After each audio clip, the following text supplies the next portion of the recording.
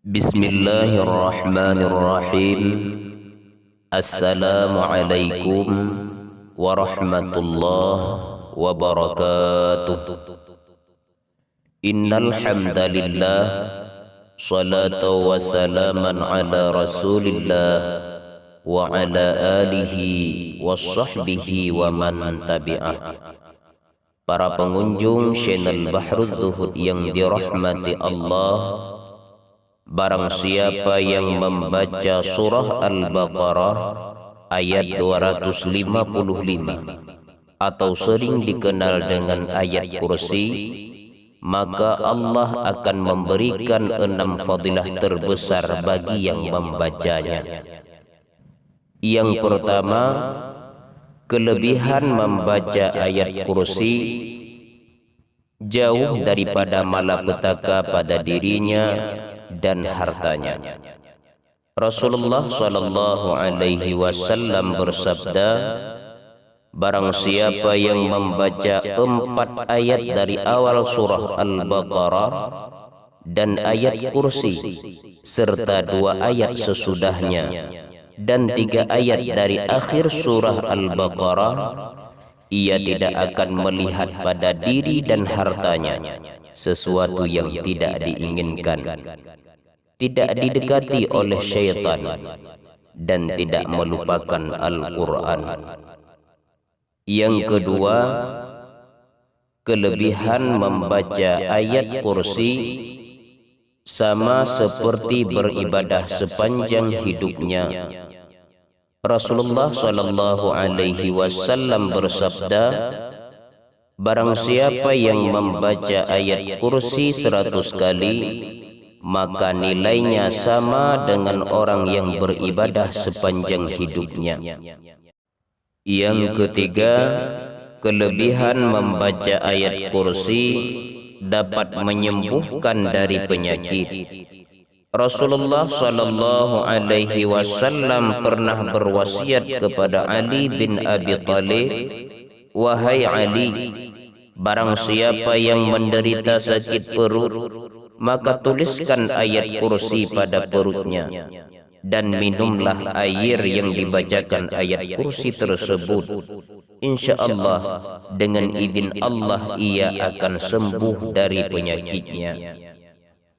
Yang keempat, kelebihan membaca ayat kursi akan terjaga dirinya dari penyakit.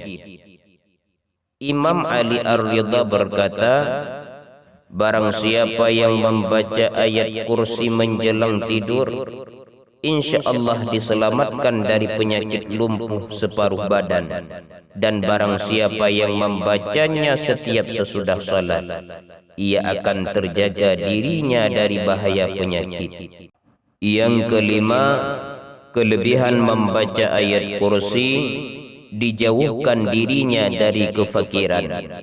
Sebagian ulama besar sufi mengatakan, jika ayat kursi dibaca sebanyak sejumlah nama-nama Allah Subhanahu wa ta'ala, maka akan dibukakan baginya pintu-pintu futuhat atau pintu kemenangan dan pertolongan daripada Allah Subhanahu wa ta'ala, dan akan menjadi orang yang bahagia dan dijauhkan dirinya dari kefakiran. Yang keenam, kelebihan membaca ayat kursi akan ditunaikan oleh Allah Subhanahu wa ta'ala 70 hajat. Sebagaimana Rasulullah sallallahu alaihi wasallam bersabda, ketika Allah Azza wa Jalla hendak menurunkan surah Al-Fatihah, ayat kursi, surah Ali Imran ayat 18, ayat 26 sampai 27, surat dan ayat tersebut bergelantung di arasy dan tidak ada hijab dengan Allah Subhanahu wa ta'ala. Surat tersebut berkata, ya Rabbi, Engkau akan turunkan kami ke alam dausa dan pada orang yang bermaksiat kepadamu, sementara kami bergelantung dengan kesucian-Mu. Kemudian Allah berfirman, tidak ada seorang pun hambaku yang membaca kalian kecuali aku karuniakan padanya lingkaran kesucian di tempat ia berada, dan aku memandangnya setiap hari 70 kali pandangan. Jika tidak, aku tunaikan baginya setiap hari 70 hajat yang disertai pengampunanku. Wallahu a'lam bissawab. Usikum bitaqwallah warridha wal inayah. Wassalamu alaikum warahmatullahi wabarakatuh.